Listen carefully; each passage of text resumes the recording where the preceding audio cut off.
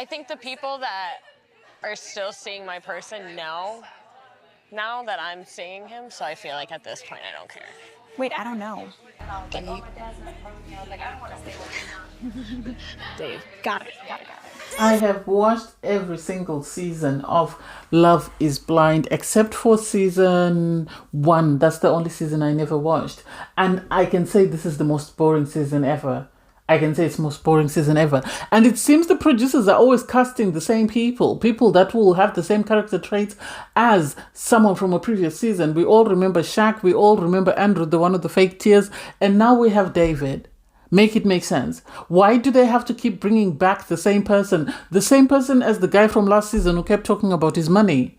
Make it make sense. Why are we seeing, or why is our time being wasted with those people? Is there no one else that they could show us? There's no couple that I've seen thus far, or there's no conversation that has stuck out for me to think, oh my God, these people are in love and I can see a future for the two of them. I'm sorry, but there's no one. Anyway, hey there, thanks for stopping by. It's your girl Valerie. Welcome to my channel. If you're new here, don't forget to subscribe, click the like button, turn on the notification bell for when I upload new videos, and definitely leave a comment. In this episode, I'll be reviewing Love is Blind, Season 8, Episode 1. Okay, let's do it. I finally made time to watch Love is Blind. I've been busy with Love Island and Marriage at First Sight, so the time has just been timing. Anyway, so I know a lot of people have this thing against Nick and Vanessa. I like them. I don't blame them for the mess that is the reunion and stuff. I think the producers at the end of the day are responsible for what is put out to the viewers, so their powers, even though they are executive producers of the show or producers of the show, they don't have a final say on what is sort of put out there. Anyway, you have them in the lounges, both male and female, greeting the new participants of the experiment and just, asking a couple of people, why are you here? It's always the same thing. I've been, focused on physical appearance, or my type hasn't worked. I want to try something different.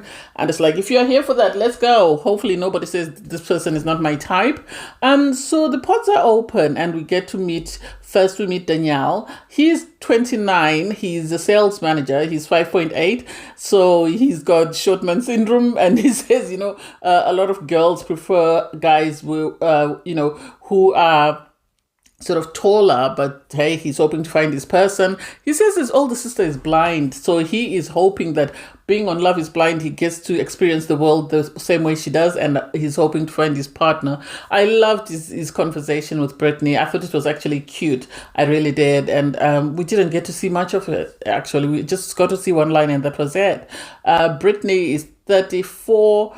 She is a partnership executive. She used to play basketball at school. I love her. She's cute. She really is cute. I think she is short, just like Daniel. So it's going to be interesting to see whether they pick each other or whether they want someone tall. We got to meet Taylor. She's a registered nurse. She's 31. Yeah, she's good. Most of the people that are on, the shows like Love is Blind or Married at First Sight are okay looking, so she's not bad. So she gets to go on a date with Brad, who's a dentist, and then she was telling him, write it down. And I was like, if you've worked in healthcare, the relationship between nurses and doctors is just one of those roller coasters. People think doctors run the wards and, the units, but actually the nurses do. Anyway, I had to put that out there. Devon, he is 29. He's a youth director and a coach. He plays basketball, and it seemed he shared that in common with Brittany. They both play basketball. Brittany then asked him, how do you feel? Because you're 29, I'm 34. And he says he's dated an older woman before, so he's open to the idea. And I was like, oh, that's cute. That really is cute. It seems the guys are way younger than the girls, which is really sad. I don't know what happens to older guys, whether they don't sign up. His next date was with Virginia, who's also in health. She's a healthcare recruiter. Apparently, she's a doctor. They were discussing food because they both said they're foodies, and he said he's got 100 pairs of shoes. And it's like, what do you need 100 pairs of shoes for? That's a third of the year. Right. So, you next up you have Joey. He's 34. He's a physician associate. He says he gets golden retriever vibes. I found he looked older than actually his physical appearance. That's just my opinion. His next date was with Monica. She's 27. She's digital marketing. She says she doesn't like country music, and it seems this is something she got along with Joey on. They both don't like country music because it's always very sad. Someone is crying, someone is angry, and that's what it's all about. So they got that in common. They also said they both like to line dance, so this is something that they could enjoy doing. Her next date was with David. He called himself Dave. He's 32. He's medical sales. It just says medical sales. And then I think he's going to be what was his name? Andrew, the one who put the fake eye drops, Shane or Shaq of the season. Because he started asking girls, why are you here? What's wrong with you? And it's like, buddy, why are you here? What is wrong with you? Because if you're asking us what's wrong with us, why are you here? What's wrong with you? Make it make sense? His next date was with Lauren. She is 30 and she's in educational sales. I really want to buy David's conversation with Lauren, but I really am not. Something about it is a bit iffy. Lauren is 30. She's in educational sales. She's a former teacher, so they were having conversations about why are teachers and nurses the least paid when they are doing the most important jobs. And I think that's a question that nobody can ever answer. It's a question that nobody can ever answer. And I think realizing that all the girls were being put off by him, David, this was the date that I actually felt like he actually put effort into and actually was very open to her and sort of having conversations about himself, his family. And so I don't know. I really don't know, because he then went on to speak to Molly. She's 27. She's an executive assistant. She's overconfident about her looks. She says she's never had a boyfriend before, but if she wanted one, she wouldn't struggle to find one. More or less implying that because of the way she looks. And it's like, oh, please don't be Megan Fox. Don't be a Megan Fox. We had that last season and that didn't turn out very well for the guy who chose her. Molly went on a date with Alex. He's 28. He's in real estate. And he's a real estate broker. Apparently, he had acne in school and really struggled with the acne. So he went on a date with Madison, and Madison is an artist. And they really opened up to one another because Madison is 27. She said she worked in corporate America for a bit and then she decided to take a leap of faith and became an artist. Her parents, it seems, had a substance abuse history. Her mom, her stepdad has since passed away. She says she really doesn't have that close of a relationship with her parents, but she is close to her siblings. Her brother passed away and he had this jersey that was passed from her late stepdad to him, and then she took the jumper or the jacket and went to a Packers game, and she really had a great time. It seems they aligned on that. Alison and Madison both are Packers fans. I didn't see it. Madison then went on another date with Mason. He's 32. He's a cinematographer. He's traveled the world. Apparently, he just fell into cinematography from sort of recording his friends, and then he just picked it up and became a career. I think Madison was doing a bit too much. I think she was overplaying it. I think she was telling stories so that people would always empathize with her and want to keep her on the show, because she told another sad story to Mason. So I don't know whether I honestly believe her story that it's genuine. Mason went on a date with Meg, who's 30. She's an oncology nurse and believes in energy.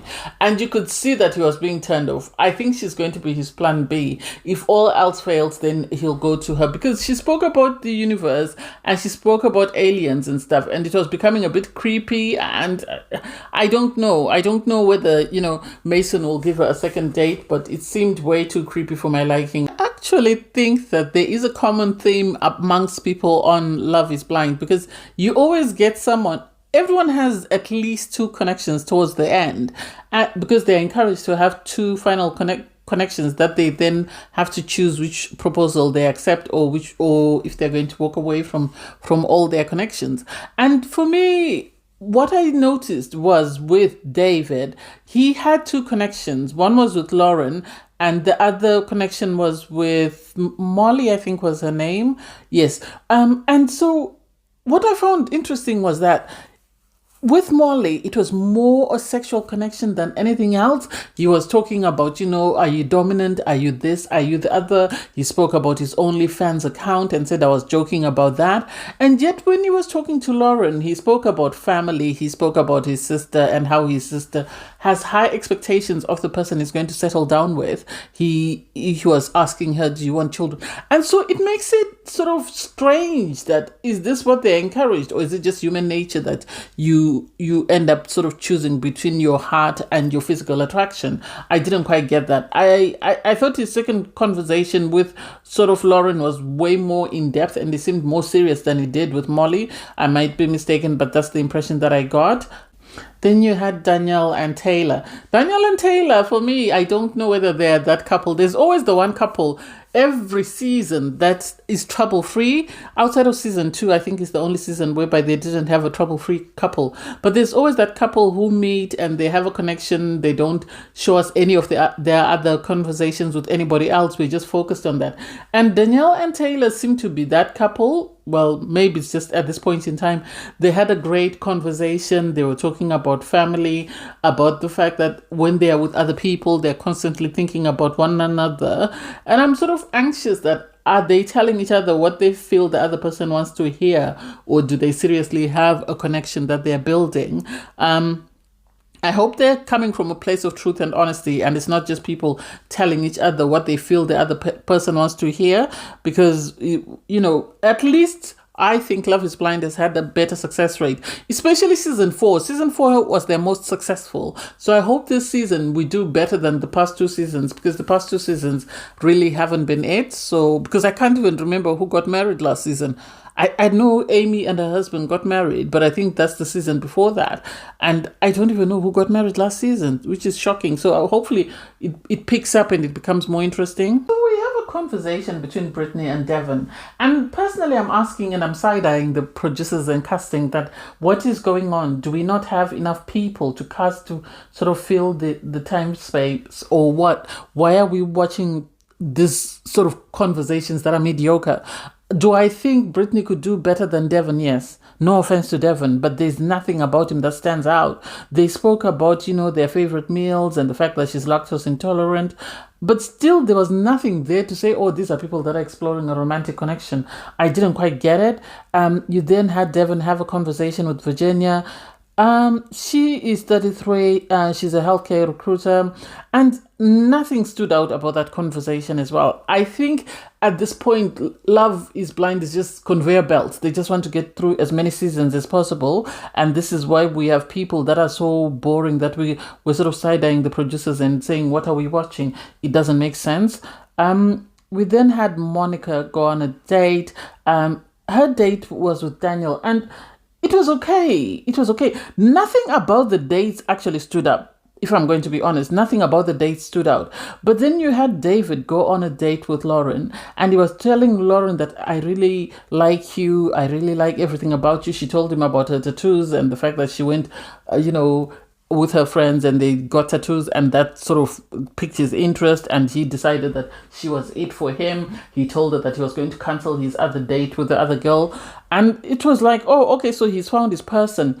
He went to the guys in the men's quarters, and he was sort of saying he's conflicted between 2 people because he's got a connection with 2 girls and he doesn't know who he really likes between the 2.